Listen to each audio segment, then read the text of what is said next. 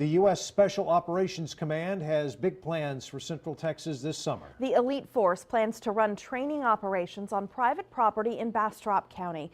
But as KXAN's Sophia Beausoleil reports, many people are concerned about the impact these training missions will have on that area.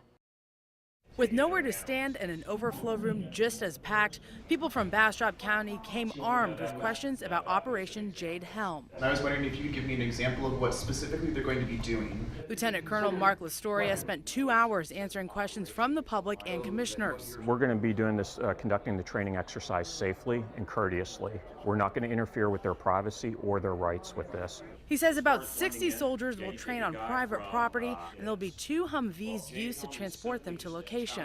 The public wouldn't have to be involved in any way whatsoever. If they're not going to be out on the roads doing roadblocks or stopping people or anything, this little exercise here seems to be complete overkill. It's a question many others like Tom Watts had. Officials say they're required to brief the local community. And Lieutenant Colonel Lastoria says the rumors about martial law are not true, yet people remain skeptical. Would the court be offended if I told the colonel that I didn't believe a single word that he just said? But while the majority seemed against this mission, there are those who support it. We're training the military and the special operations people specifically to go out and defend our country so we can have that right. We asked officials where exactly this piece of land is. They say since it is private property, they will not disclose that information, and it's up to the property owner if they want to. Reporting from Bastrop County, Sophia Beausoleil, KXAN News. Officials say no one is getting paid and the owner volunteered the property. Lieutenant Colonel Lastoria also told the crowd the training will only be on the land and will include soldiers dressed in uniform and civilian clothing. He says they will not use live ammunition and only use blanks. The special operations exercise will take place over large parts of the U.S. In addition to Texas, you can see there will be exercises in New Mexico, Arizona, Utah, and California.